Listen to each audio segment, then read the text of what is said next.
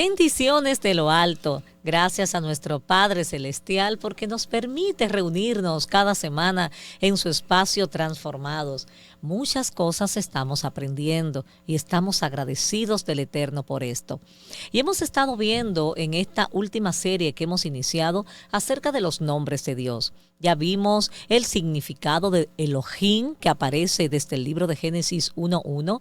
Hemos visto nombres como el de Adonai, el Elión. Hemos visto nombres que nos revelan la naturaleza y el carácter de Dios. También hemos visto cómo el nombre de Yahweh o Jehová ha sufrido algunas transformaciones para que nosotros podamos pronunciarlos. El pastor Henry habló de esto en la clase anterior y nosotros comenzamos también a hablar acerca de la combinación de Jehová con ciertos atributos esenciales de nuestro Padre Celestial y uno de ellos es Jehová Jireh. Vimos en la última clase cómo significa literalmente Jehová es mi proveedor. Vimos cómo en el lugar del sacrificio, cuando Abraham iba a sacrificar a su hijo Isaac, el Señor le proveyó un cordero perfecto para ese momento. Y también nos habla de cómo el Padre Celestial ha provisto para cada uno de nosotros un cordero perfecto, sin manchas, sin pecado, que sacrificado, crucificado una sola vez, bastó para que ya la humanidad no tenga que seguir sacrificando ni haciendo esfuerzos que no podían lograr llenar las expectativas de Dios más que con el sacrificio de su Hijo Jesucristo. Amén. Así que hemos visto estas combinaciones del nombre de Jehová, Jehová Jireh, y hoy vamos a ver esta combinación poderosa y sobrenatural que usted y yo debemos conocer y es Jehová Nisi. Pastor Henry, bienvenido y explíquenos por favor inmediatamente cuál es el significado de Jehová Nisi. Bien, Dios le bendiga y bienvenidos a todos, ¿no? Mira, la Biblia tiene para todo lo que expresa un significado y un sentido. Vemos cómo el pueblo de Israel fue sacado de Egipto con la finalidad de ser llevado solamente en 3 semanas a la tierra prometida. En el camino Dios había determinado en su corazón que ellos no iban a tener ningún tipo de contratiempos. Wow.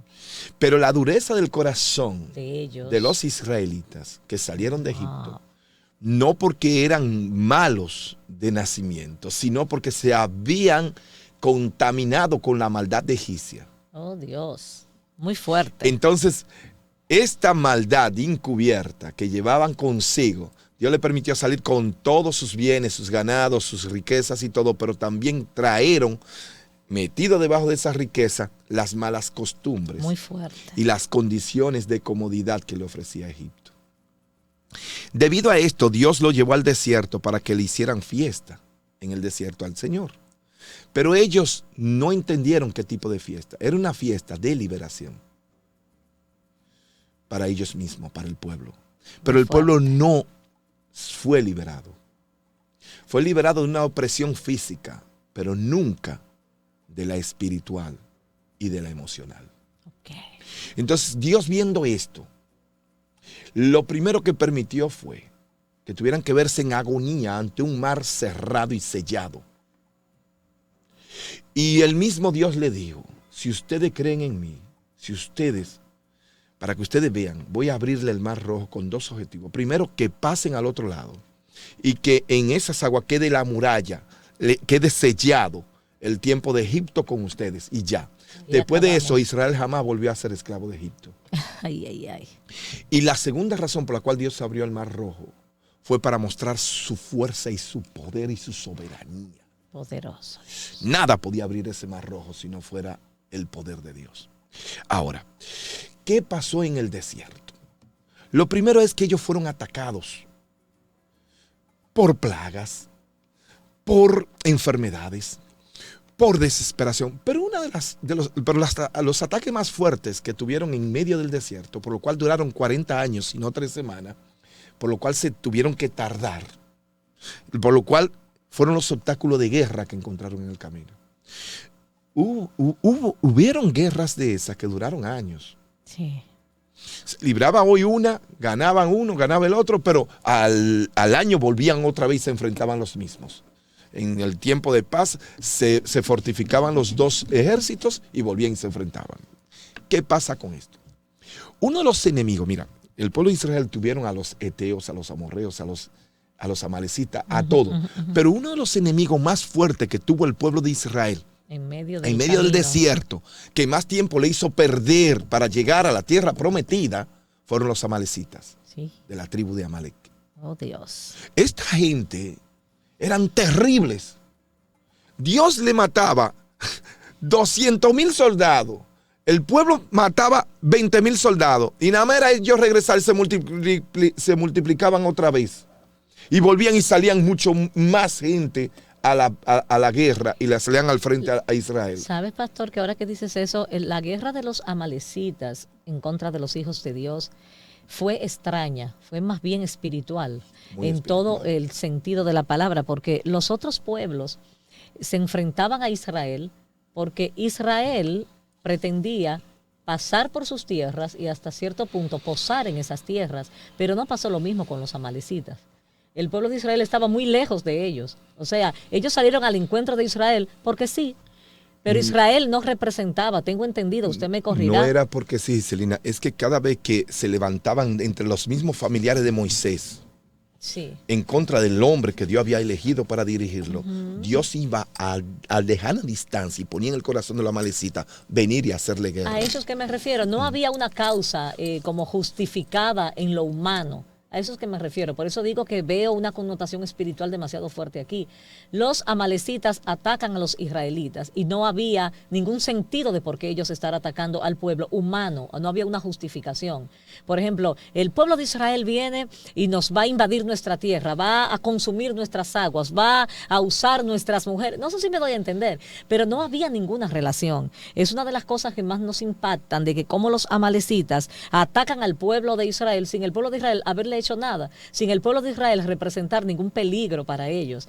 Voy a explicarte la diferencia. Mira, hay una diferencia garrafal en lo que te voy a explicar ahora. Mira, en Egipto todo era físico. Nada era espiritual. Todo venía de una promesa que Dios había hecho, de que ellos iban a estar en ese cautiverio. Sí. Y todo se volvió físico. No ve cuando venía el maná, yo no venía que venían del cielo y de nada más decían, dándonos de esto, ¿y por qué no nos da carne como nos daban en Egipto? Estaban viendo lo físico. Sí. Pero inmediatamente pasaron al desierto. Todo tenía que ser espiritual. En el desierto nada fue físico, todo fue espiritual. Sí. Desde la obediencia hasta la desobediencia, todo fue espiritual. Así es. Ahora, voy aquí. Fue tan espiritual que cada vez que un enemigo se levantaba en contra del pueblo de Israel, ellos por esta orilla, aquel en su territorio, venía él y interceptaba al pueblo de Dios para hacerle guerra. Ese era el caso de los amalecitas. Ahora voy aquí. Llega un momento donde Moisés sube al monte y le dice al Señor, Señor, por favor, ya los amalecitas no tienen harto. Ya, Señor, haz algo. Y entonces Dios le dice a Moisés, sigue adorándome. Y es allí donde conocemos la historia de cuando Moisés levantaba las manos. Así es. Y Aarón le sujetaba la mano por un lado. Y cuando esas manos bajaban al suelo, allá bajo Josué, iba avanzando, en la llanura, así es. Si las manos estaban arriba, Josué iba avanzando con su ejército en contra y destruyendo a los amalecitas. Muy fuerte. Pero cuando Moisés se cansaba, Aarón se cansaba y bajaban las manos, entonces automáticamente los amalecitas avanzaban en contra e iban aplastando a los israelitas. Eso tiene una connotación muy poderosa. Pasó en ese momento que la lucha fue tan grande, no solamente allá abajo físicamente, la lucha se libró arriba en lo espiritual. Y así es la vida de todo ser humano hoy día. Pastor, nuestras luchas no son contra carne ni sangre. Nosotros creemos que son humanas. Tus deudas no son humanas. Tus deudas son libradas primero allá arriba. Wow. De hecho, te voy a explicar. ¿Por qué al hombre no se le puso el cerebro en los pies? Porque es que el hombre, todo empieza desde arriba hacia abajo, desde el cielo hacia la tierra. El hombre carnal piensa de la tierra hacia el cielo y eso no es correcto. Jesús vino del cielo, Jesús no vino de abajo de la tierra. Muy fuerte. ¿Y qué dijo Jesús cuando estuvo aquí? Yo no he venido aquí, escuchen esto, yo no he venido aquí a hacer otra cosa más que a traerle el cielo, a bajarle el cielo a ustedes, a la tierra. Entonces, por eso, mira, en esa batalla entre Josué y los amalecitas, Moisés estaba allá arriba. Estaba en la cabeza, estaba arriba. Estaba en el monte con Dios, librando la primera batalla, que es la que se libra en lo espiritual. Por eso nadie puede emprender un proceso, un proyecto, un plan, nada, sin primero librarlo en lo espiritual. De hecho, Pastor Henry, por eso yo entiendo la importancia de la unión de un ministerio que hace la obra de Dios y de un ministerio que está tras bambalina orando e intercediendo para aquellos que salen a las calles a evangelizar, a dar alimentos a los más vulnerables. Todo esto tiene que estar secundado por un ministerio de intercesores y de guerreros que estén protegiendo y enviando y haciendo que el camino sea como un poco más limpio para aquellos que van a la calle. Por eso nosotros siempre insistimos en el SECAF la importancia acerca de la intercesión. Si el pastor va a predicar, hay un grupo que debe estar orando y pidiéndole al Señor que quite todo obstáculo, que quite toda situación que quiera venir a traer confusión, problemas y etcétera. Y es que, como dice el pastor Henry, hay una batalla espiritual. Todo lo físico, primero, antes de manifestarse, tiene un mundo espiritual activo que hace que las cosas en lo físico se produzcan, se hagan o se dejen de hacer. Perfecto. Y esto es un ejemplo tremendo. Entonces, Pastor Henry, con respecto al nombre Jehová Nisi. Exacto, el significado de Jehová Nisi. Bueno, entonces hablamos de todo esto para llegar al punto. Resulta que en esa batalla Dios le dio la victoria al pueblo de Israel. Y al darle la victoria al pueblo de Israel, Moisés se siente tan agradecido y fue quien vivió la experiencia espiritual allá arriba, que cuando desciende decide levantar un altar al Señor. Y en ese lugar, un altar al Señor levanta Moisés para dar agradecimiento al Señor. Y entonces allí le puso a ese altar Jehová Nisi. Okay. Y le pone el nombre Jehová Nisi al altar. Y allí menciona a Dios por primera vez como Jehová Nisi. ¿Qué significa? Tiene dos significados la palabra Jehová Nisi. La primera es, Jehová es mi estandarte. Poderoso. ¿Y qué es un estandarte? Un estandarte no es más que un sello, que un distintivo, que un identificativo, por ejemplo. Muy fuerte. Y esto significa Jehová es mi bandera. Poderoso. Jehová me identifica. Qué bueno es, Jehová pastor. es quien marca mi territorio. Wow. Señores, esto de los nombres de Dios está poderoso. Imagínese usted siendo objeto de un abuso o de un ataque espiritual o físico, como usted lo quiera llamar, y que usted pueda levantar sus manos y decir, Jehová Nisi, Jehová es mi bandera, Jehová pelea por mí, Jehová es mi estandarte, Jehová es mi distintivo. Las cosas tienen que tomar otro rumbo definitivamente cuando ponemos nuestra confianza en nuestro Jehová Nisi. Por esto es importante conocer los nombres de Dios, estos hombres y mujeres de la palabra, cómo identificaron a Dios de acuerdo a las diferentes experiencias y situaciones por las que estaban atravesando. Y mira este punto, ya para cerrar esto, mira qué pasa. En Éxodo 17:15 es donde Moisés decide levantar ese altar y llama al altar, a ese lugar, Jehová Nisi.